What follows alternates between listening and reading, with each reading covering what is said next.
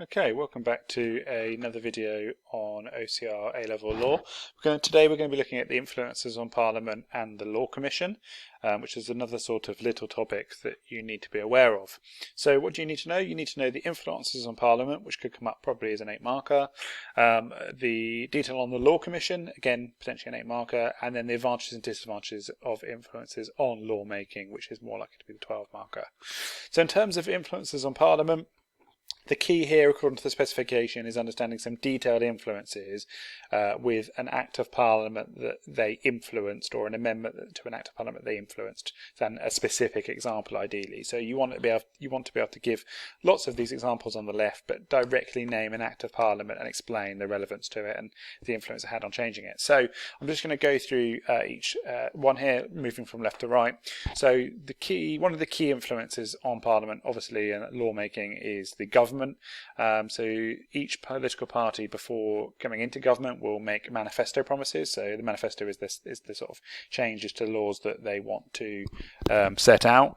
So for instance, the Labour manifesto prior to their election victory said that they wanted to implement the European Convention of Human Rights, and obviously when they came to power they then fulfilled that manifesto promise and enacted the Human Rights Act 1998, which basically brought into legal force in the UK the European Convention on Human Rights, so setting out all of your human rights that you have. So that's a really good example of the government influencing Parliament and creating a new Act of Parliament.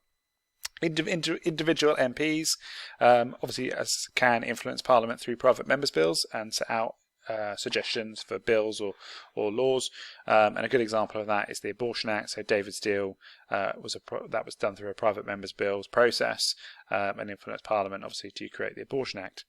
Public opinion can have a big influence on Parliament, so often it can be seen as a negative. We'll talk about that a bit later, but in terms of sort of knee-jerk reactions and passing laws too quickly.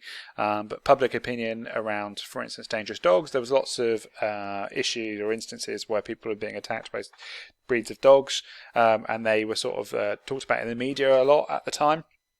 And the media sort of whipped it up a bit, and essentially Parliament sort of rushed through the Act, which is the Dangerous Dogs Act 1991, to ban certain breeds of dogs and things like that. It's widely seen as quite a poor Act of Parliament now, and it was actually amended quite shortly after it was brought into force to try and improve the law. And there's criticism of it today that still exists around whether it's effective or not. So the Dangerous Dogs Act is a really good example of an influence through public opinion on Parliament. Pressure groups obviously have a huge influence on Parliament and lawmaking. So a good example, and pressure groups can range from all sorts of small pressure groups to very big pressure groups as well in terms of power.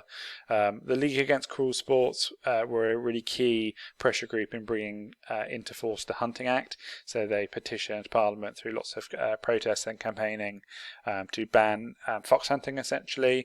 And actually there was a counter pressure group called the Countryside Alliance, which was actually trying to preserve fox hunting, etc. And they sort of competed against each other. But eventually the House of Commons did pass the Hunting Act, and the House of Lords actually interestingly said they refused to pass it, but using the Parliament Acts, the House of Commons was able to force it through within a year. Stonewall, which is a sort of gay rights charity, they were very influential in terms of pressuring the government around the Marriage Same-Sex Act to legalise same-sex marriage prior to 2013, and the RSPCA, which most people are familiar with in terms of like protecting animals' rights and those sorts of things, was a really good pressure group in terms of bringing forward the Animal Welfare Act in 2006.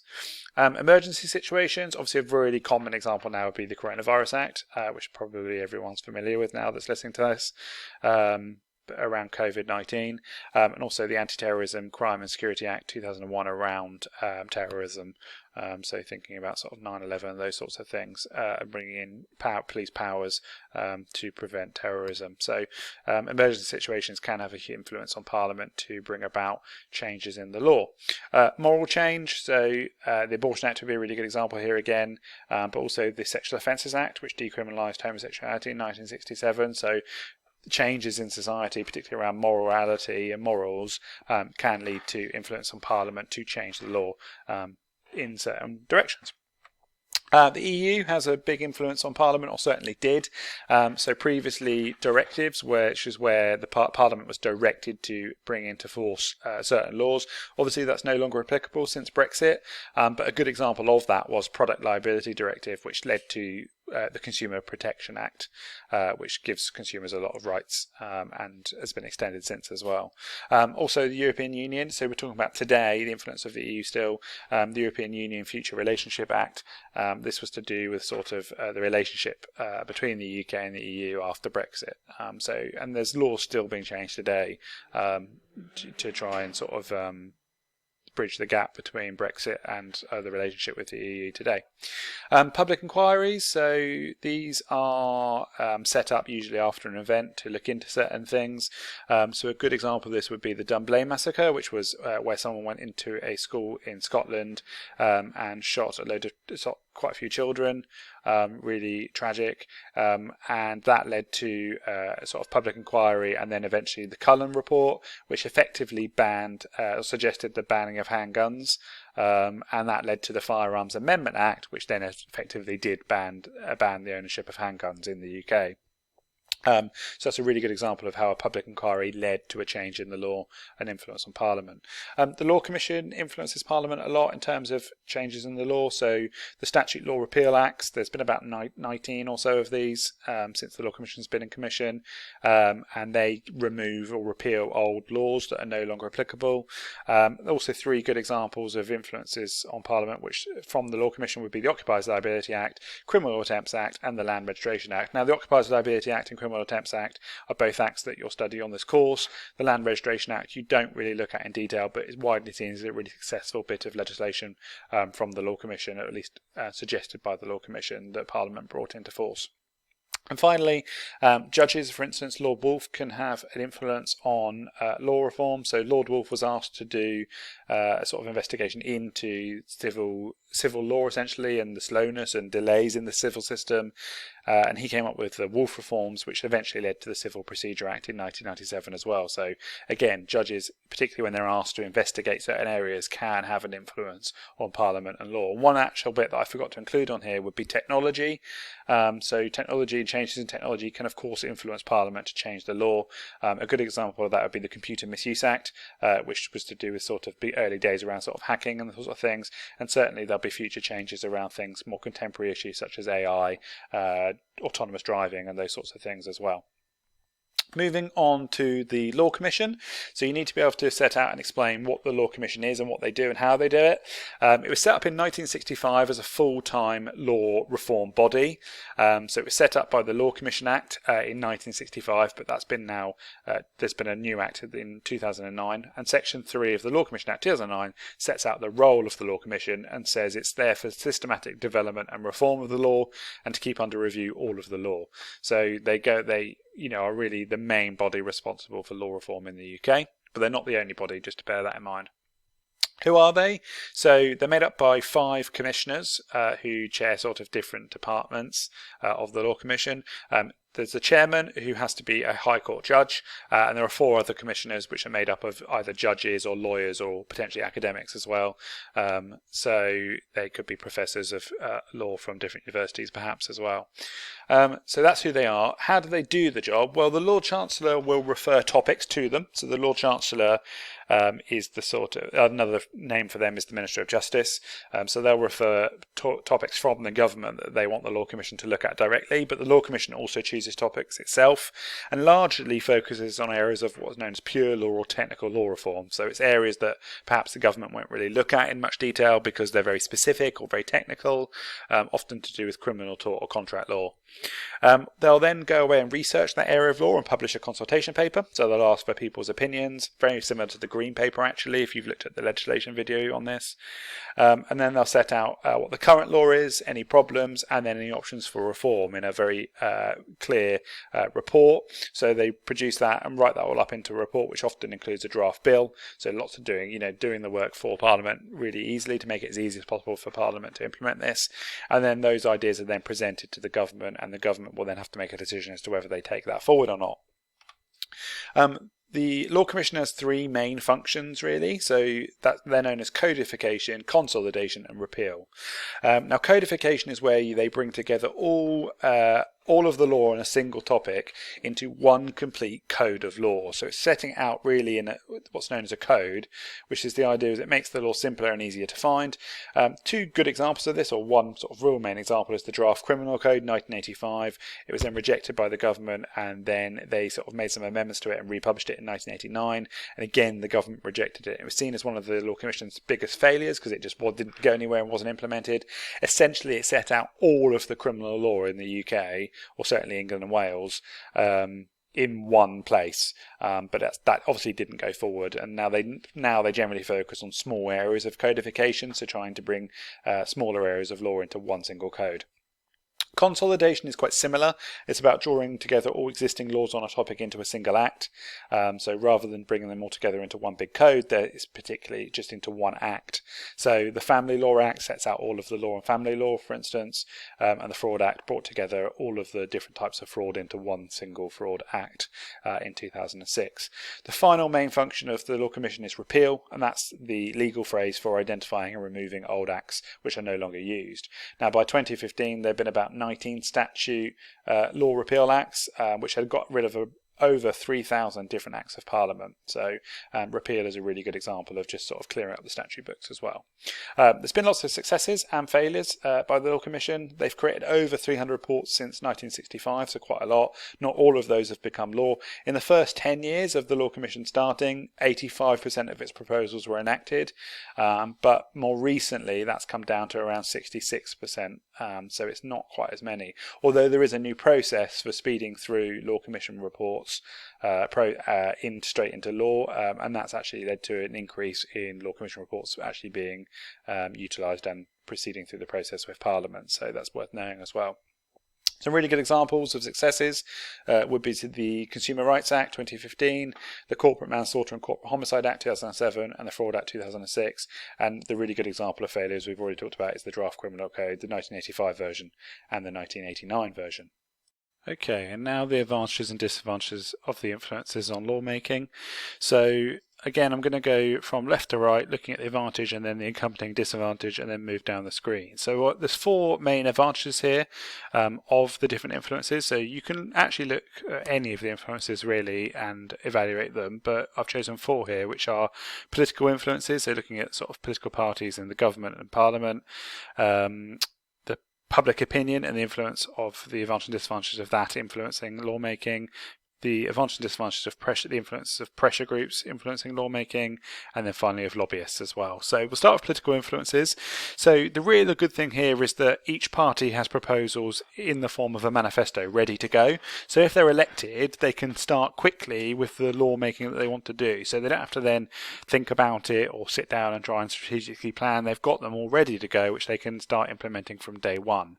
And obviously I have to go through the legislative process, but they can start that process straight away because they've got these promises from the manifesto, and the idea is they've been elected on those manifesto promises. So the idea is that people have voted them in on that basis, so therefore clearly people are happy for them to pass those laws and start on that business.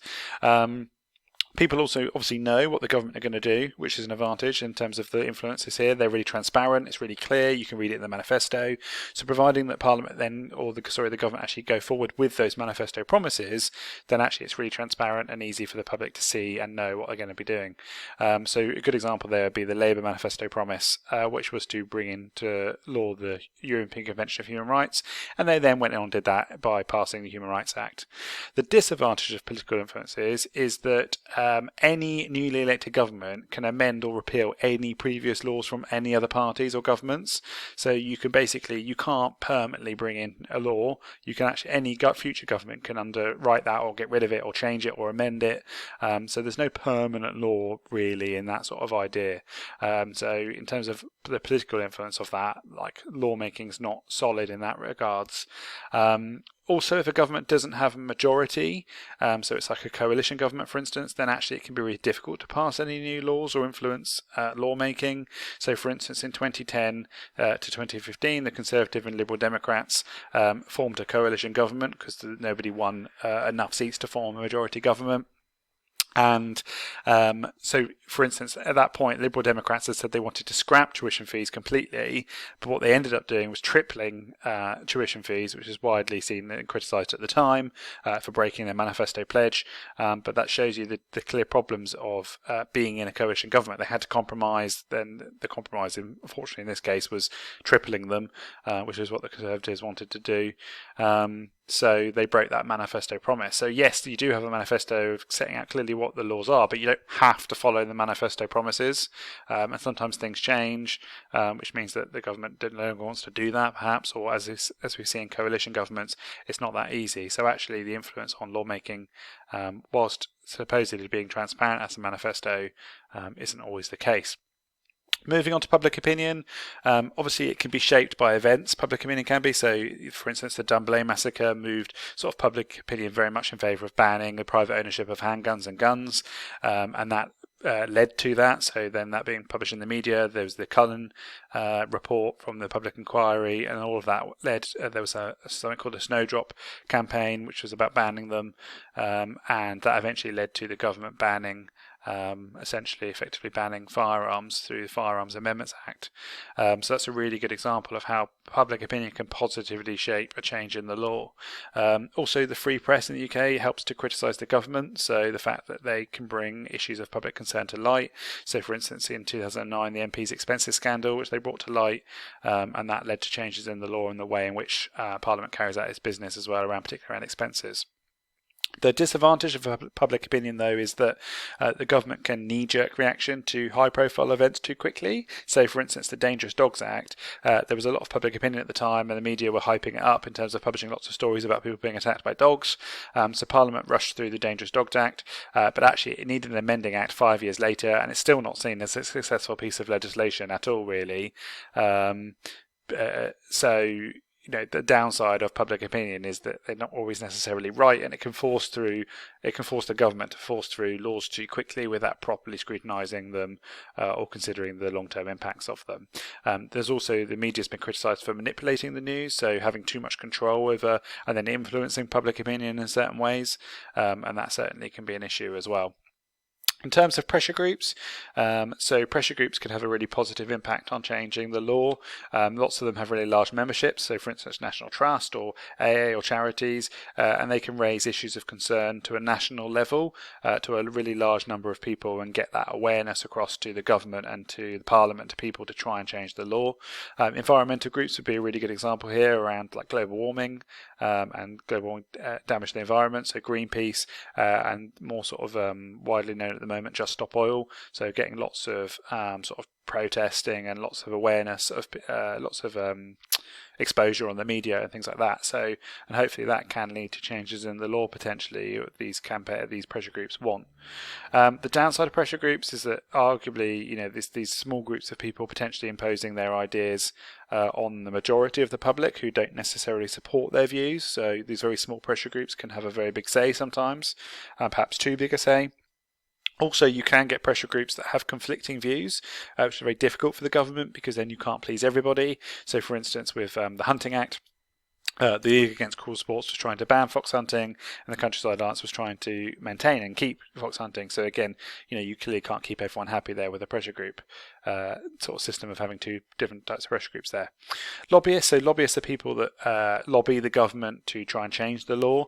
Anyone can be a lobbyist. So if you write a letter to your MP, in theory you're lobbying them. But there's also big institutions of paid people that's their job to be a lobbyist as well. So they can bring issues of attention to MPs, and that can lead to a debate in Parliament.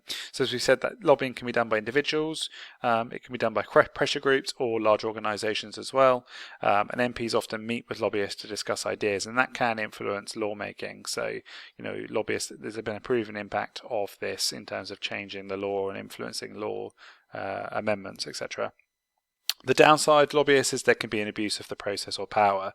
So a really good example of this is the Cash for Questions scandal in 1994. It appeared that lobbyists were essentially paying MPs to ask questions in Parliament, which obviously a massive abuse of the process and of trust.